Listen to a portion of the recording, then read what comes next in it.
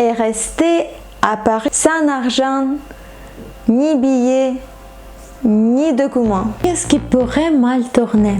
L'amende de 250 €. Mais c'est quoi cette français? Et bonjour à tous, je m'appelle Tatiana, je suis ukrainienne et vous êtes sur la chaîne de La vie de Tanyushka, chaîne où je vous raconte des histoires extraordinaires de ma vie. Préparez le popcorn, aujourd'hui ça va être chaud. Vous avez sûrement entendu dire que là, Paris, c'est une ville de rêve, de l'amour, de la romantique et beaucoup de gens ont des rêves au moins une fois d'y aller pour ressentir des émotions spéciales. Est-ce que c'est vraiment comme ça? Mais savez-vous que cette image idéale, parfois, elle peut être trompeuse? Aujourd'hui, je vais vous raconter mon expérience personnelle et pourquoi je n'ai plus d'envie d'y retourner. Restez jusqu'à la fin pour découvrir tous les détails choquants. Du coup, je suis arrivée en France il y a 2 ans et demi. Depuis ce moment-là, j'ai habité à sud-ouest de la France, à Pau, où je faisais des études de langue dans l'université de Pau. C'était le début de mon étude et je parlais pas du tout en français. Zéro. What the fuck is this? I don't know. Petite parenthèse. La seule chose que je comprenais, c'est Tania. Rien. Zéro. Un jour, j'ai dû me rendre visite à Paris et j'étais avec ma mère et mon petit frère. À ce moment-là, mon frère, il avait 3 ans. Qu'est-ce qui pourrait mal tourner, n'est-ce pas? Eh bien, presque tout. Nous avons failli rester sans logement. Nous avons été près de nous faire voler et notre valise s'est cassée. Nous avons donc été obligés de trouver un endroit où nous avons pu acheter une valise.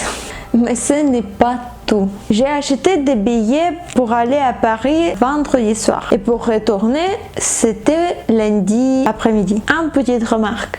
Pour Ukrainiens, à cette période-là, il y avait des moments quand on n'a pas payé pour des billets. Par contre, moi, j'ai acheté des billets pour aller, pour retour pour moi et pour ma mère. Le vrai cauchemar a commencé dimanche matin quand j'ai reçu une notification qui m'a rappelé que lundi matin, j'ai un examen obligatoire sur lequel je dois être présente à Pau. Résultat, je suis allée à la gare Montparnasse pour changer mon billet. Et bien sûr, il n'y avait plus de place libre à la train pour ce jour-là. What a twist! En fait, à la gare, ils m'ont dit que je dois aller vers le conducteur et l'expliquer la situation, le demander directement. Peut-être il va me laisser m'asseoir comme ça.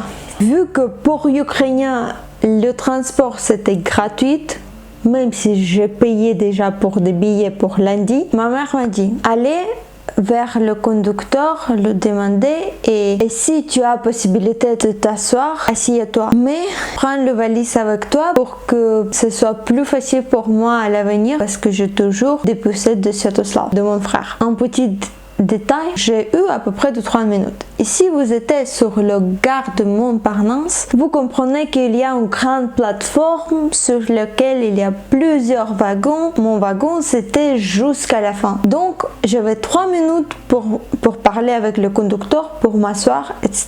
Donc, j'ai passé le barrière pour aller vers le conducteur en courant. Et vu que j'ai pas parlé français, j'utilisais le traducteur. Ma mère avec mon petit frère, ils ont resté tout au début. Ouf, je suis arrivée. Je commençais à parler avec le conducteur. Je lui ai montré le traducteur, Google Traductor, où j'ai expliqué toute la situation, que demain j'ai un examen, que j'ai un billet, que je suis ukrainien, que j'ai une situation compliquée, est-ce que pourriez-vous m'aider, etc. Est-ce que je peux asseoir, passer jusqu'à Pau avec des billets pour demain, lequel j'ai déjà payé. Les choses qu'ils m'ont répondu, comme oui, bien sûr, je comprends tout à fait. Tu peux asseoir sans problème, pas de souci. Je pensais, elle est hyper gentille, ça va, ouf. Je suis montée dans le train et j'ai vu que ma mère m'appelle. Oh mon Dieu, quand je demandais sur le casse est-ce que je peux changer de billets, etc., j'étais avec des passeports de ma mère et de mon passeport. Et donc, quand j'ai couru, j'étais toujours avec deux passeports de ma mère dans ma main. Ma mère m'appelle en disant que Tania, tu as mon passeport. Qu'est-ce qu'on a fait? Finalement, elle a couru toute cette distance, en 1 minute peut-être, et moi, j'ai jeté sa passeport au moment quand les portes est fermées. Et j'ai vu que ma mère, elle a juste vient de le chercher. Et dans ce moment-là, le train est parti. J'étais toujours inquiétée, mais je pensais, ok, au moins ma mère, elle a son passeport, ça va. Et non, ma mère m'appelle encore une fois en disant que Tania, mon sac à main dans le valise, avec tous les documents, avec des argent, avec des billets, avec tout dans le valise qui est avec moi. Et là, ça empire.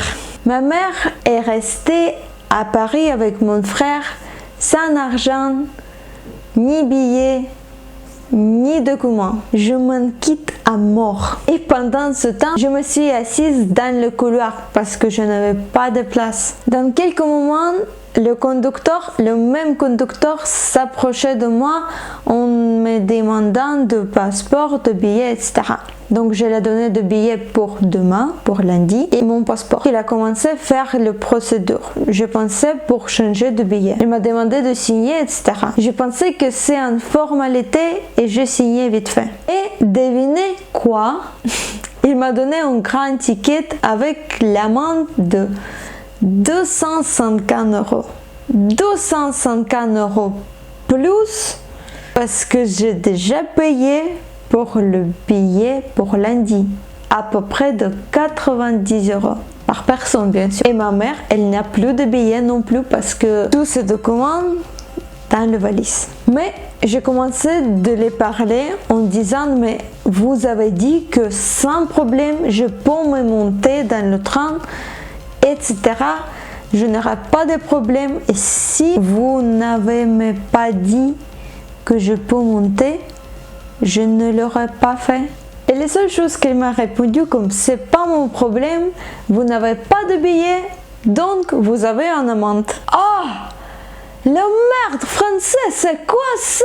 Quelle hypocrisie! Et donc, il ne voulut plus m'écouter, il ne voulut plus parler avec moi, elle est partie comme ça et j'ai resté avec une grande valise sur le sol avec d'amende de 250 €. Bien sûr que j'ai essayé de contester d'amende, mais les seules choses qu'elles m'ont proposé, c'est de payer en 5 mensualités par 50 € par mois.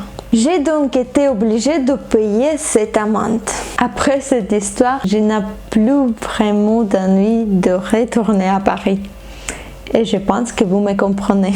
Avez-vous vécu des situations similaires? Vous pouvez l'écrire dans le commentaire et je vais le lire avec un grand plaisir. Si cette histoire vous étonne, n'oubliez pas de vous abonner sur la chaîne de la vie de Taniushka. Écrivez un commentaire et laissez un like. À très bientôt pour une nouvelle vidéo.